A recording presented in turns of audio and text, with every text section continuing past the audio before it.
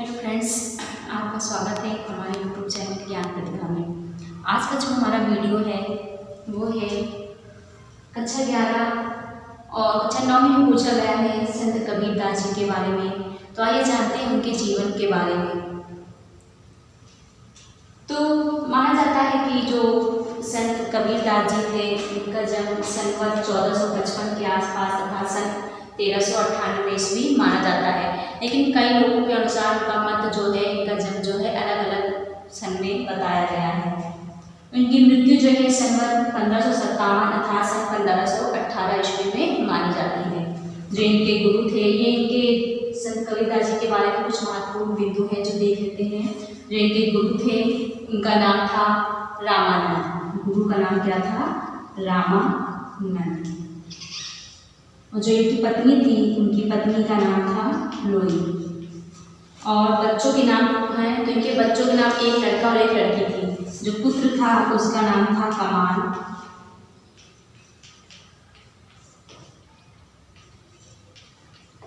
जो पुत्री थी उसका नाम था कमाली। ये इनके बारे में कुछ महत्वपूर्ण बिंदु है। तो आइए अब जानते हैं इनके जीवन के बारे में। माना जाता है कि आदिकाल के निर्गुण काव्यधारा के ज्ञान मार्गी शाखा के प्रमुख कवि संत कबीरदास जी के जन्म के बारे में कोई भी प्रामाणिक तथ्य उपलब्ध नहीं है। माना जाता है कि कबीरदास का जन्म सन 1398 ईस्वी में माना जाता है। माना जाता है कि काशी में एक विधवा ब्राह्मणी ने गुरु रामानंद जी के आशीर्वाद से जो उन्होंने अज्ञान में पुत्रवती होने का जो उन्हें वरदान दे दिया था, तो उन्होंने जो है इनका जन्म हुआ था। उन्हें एक विधवा ब्राह्मणी के उससे जन्म हुआ था, जिसने लोग लज्जावश के कारण इन्हें एक लहर तारा नामक तालाब के किनारे छोड़ आए थे। जो विधवा ब्राह्मणी थी वो समाज के डर के मारे एक विधवा होकर भी उन्होंने खुद को जन्म दिया, तो लोग लाज लज्जा के मारे इन्हें जो है एक लहर तारा नामक तालाब के किनारे छोड़ आती हैं। तो उधर से जो एक जुलाहा होते हैं नीरू और नीमा नाम के जुलाहा,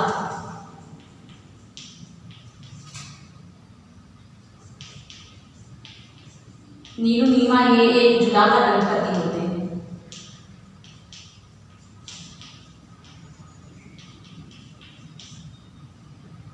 क्या होते हैं? जुलाहा दंपति होते हैं। तो मार्ग से जा रहे होते हैं तो ये देखते हैं कि एक बच्चा पड़ा हुआ होता है, तो वो निसंतान होते हैं। क्या होते हैं? वे निसंतान होते हैं। तो इनको उठा लेते हैं और पुत्र की भांति जो है इनका क्या करते हैं? लालन पोषण करते हैं। पुत्र की भांति इनका क्या करते हैं? लालन पोषण करते हैं। जनश्रुतियों के आधार पर इनका विवाह एक लोई नामक स्त्री से हुआ था। किससे हुआ था? लोई नामक एक स्त्री से। माना जाता कि यह उनका विवाह जो है वनखेड़ी बैरागी की पाल्या कन्या कौन थी? लोई, उससे हुआ था। किससे हुआ था?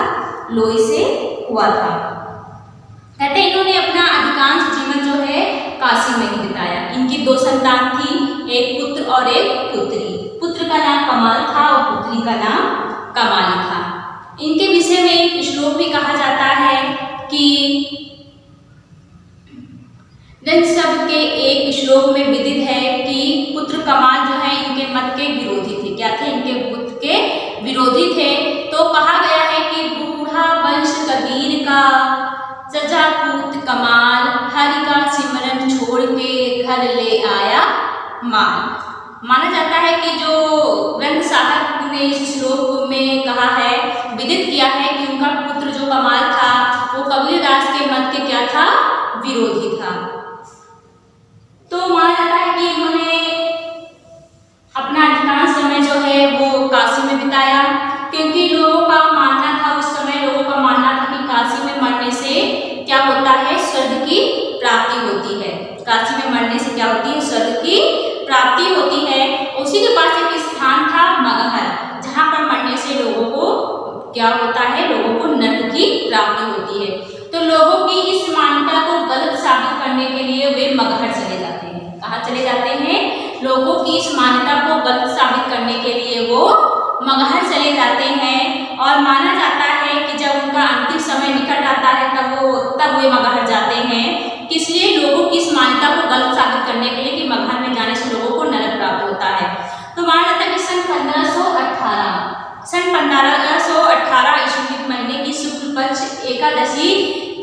इनका देहोसांत हो गया था।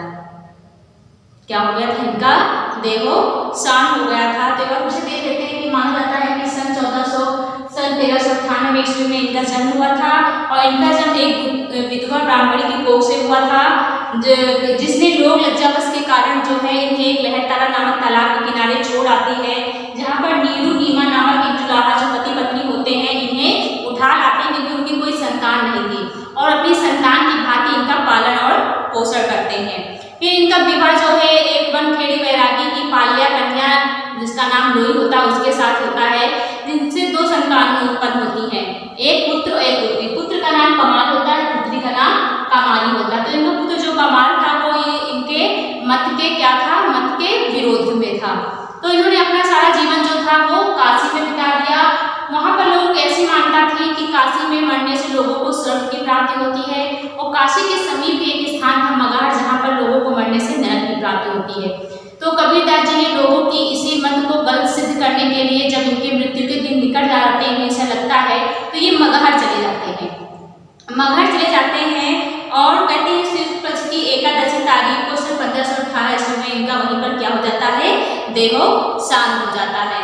तो मानते हैं जब ये वहाँ पर मर जाते हैं तो हिंदू और मुस्लिम जो दोनों मतारियों के लोग थे वे इनको सबको अपने अपने तरीके से अंतिम संस्कार करना चाहते थे, लेकिन जब इनके 100 पर से चादर हटाई जाती तो उसकी जगह पर 100 की जगह पर उनको वहाँ पर पुष्प मिलते हैं।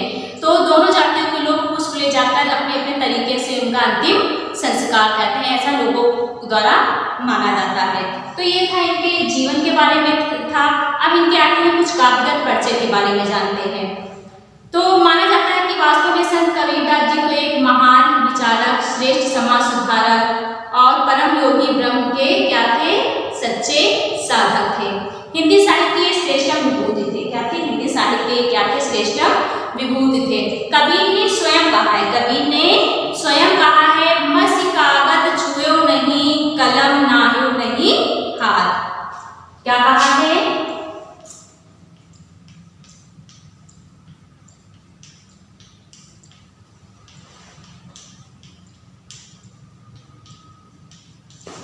मसी कागज छुएओ नहीं, कलम मसी कागज छुएओ नहीं, कलम नाहियो नहीं हाथ।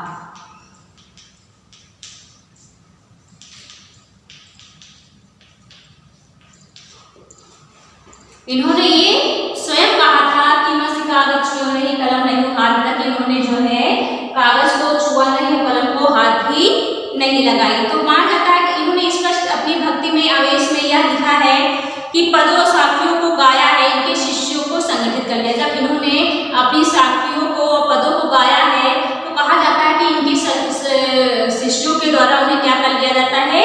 संगठित कर लिया जाता है। तो इनकी प्रमुख जो रचनाएं हैं जो इनके शिष्यों के द्वारा संगठित किए गए थे, तो इनका मेन है बीजक, जिसमें साखी, सबद, रामायणी इनके द्वारा जाने वाली प्रमुख रचनाएं हैं, जिसमें सबद गेयपद है और रामायणी प्रथम दोहा छंद में रचित है, जिसमें कवि ने रहस्यवादी और दार्शनिक विचार को प्रकट किया गया है। माना जाता है कि कबीर की भाषा में पंजाबी, राजस्थानी, अवधी आदि अनेक प्रांतीय भाषाओं के शब्दों की खिचड़ी जो है इनकी भाषाओं में मिलती है, मतलब मिली जुली भाषाएं मिलती है। कहा जाता है कि सहज अभिव्यक्ति के लिए ऐसे ही लोक भाषा की आवश्यकता भी थी, इसलिए इन्होंने साहित्य को अलंकृत छोड़कर लोक भाषा को अपनाया। कहता है इन्होंने उस भाषा को छोड़कर किसको अपनाया? लोक भाषा को अपनाया।